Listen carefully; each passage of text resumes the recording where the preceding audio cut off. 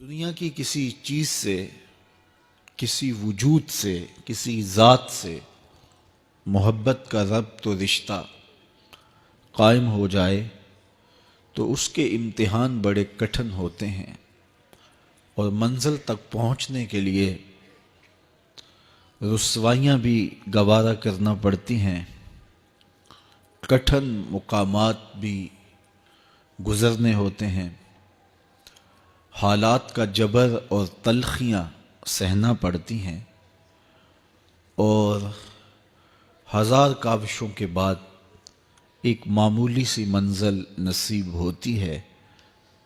تو اللہ کا پیار کوئی اتنا سستا تو نہیں کہ وہ بغیر مشقتوں کے نصیب ہو جائے۔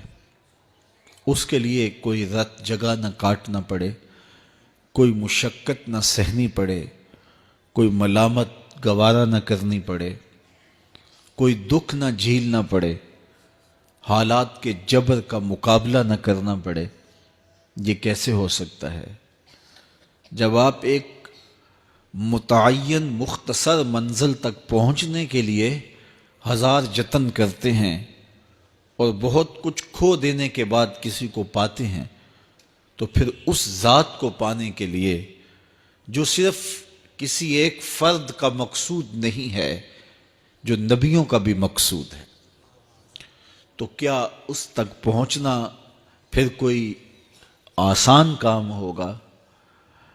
بڑا کٹھن مرحلہ ہے۔ یہاں کھال بھی ادڑتی ہے، یہاں سولیوں پہ بھی جھولنا پڑتا ہے، یہاں فصیلے دار پہ سروں کا چراغاں بھی کرنا پڑتا ہے، یہاں بدن کی بوٹیاں لوہے کی کنگھیوں سے چھیدی جاتی ہیں، اونٹوں کے پاؤں سے باندھ کر کے الٹے سمت اونٹوں کو دھڑا کر کے بدن چیرے جاتے ہیں، یہاں زنجیروں سے کسا جاتا ہے حتیٰ کہ زنجیریں ہڈیوں تک جا پہنچتی ہیں۔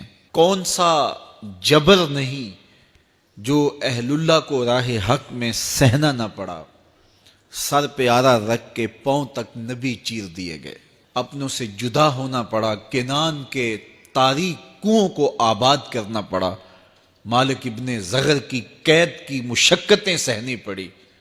وہ وقت بھی آیا کہ ایک اٹی مول پڑا اور وہ بھی خریدنے کے لیے آمادہ ہوئے۔ زمانہ دیکھتا ہے کہ اس راستے کے اندر کتنی مشکلات ہیں، کتنے دکھ ہیں اور کتنی اذیتیں ہیں۔ اس کا پانا، اس کا قرب کوئی معمولی تماشا نہیں ہے کہ چٹکی بجاتے ہوئے قرب الہی نصیب ہو جائے۔ یہ ایک بہت بڑی دولت ہے اور اس کو حاصل کرنے کے لیے لوگوں نے زندگیاں وار دیں، راہوں کی مٹی بن گئے اور حالات کے تھپیڑے سہتے سہتے منزل تک پہنچنے سے قبل ہی وہ اپنی جاں آفریں کے سپرد کر گئے۔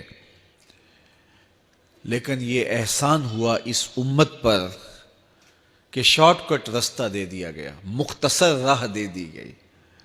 کہا کہ تم بھی اس کی تلاش میں نکلے ہو جس کی تلاش میں نکلنے والے قافلوں نے جنگل کی خاک چھانی تھی، صحراؤں میں ریت کا رزق بنے تھے، تم بھی اس کی تلاش میں نکلے ہو۔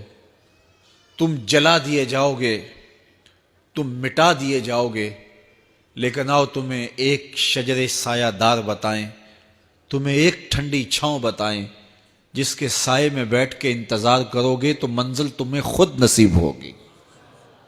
اور وہ کیا ہے؟ قُلْ إِن كُنتُمْ تُحِبُّونَ اللَّهَ فَاتَّبِعُونِی، کہ اگر تم اللہ سے محبت کرتے ہو تو آسان طریقہ تمہیں بتا دیتے ہیں، میرے محبوب کی چوکھٹ پہ آ جاؤ، اللہ اکبر، جس کو تم ڈھونڈنے نکلے تھے وہ تمہیں وہاں مل جائے گا، اور تم اس سے محبت کا دعویٰ رکھتے تھے وہ تم سے محبت کا دعویٰ کرے گا، اور پھر جب تم اس کے محبوب ہو جاؤ گے تو پھر جو تم کہو گے وہ کیوں نہیں ہوگا، کیونکہ محبوبوں کی تو بات مانی جاتی ہے۔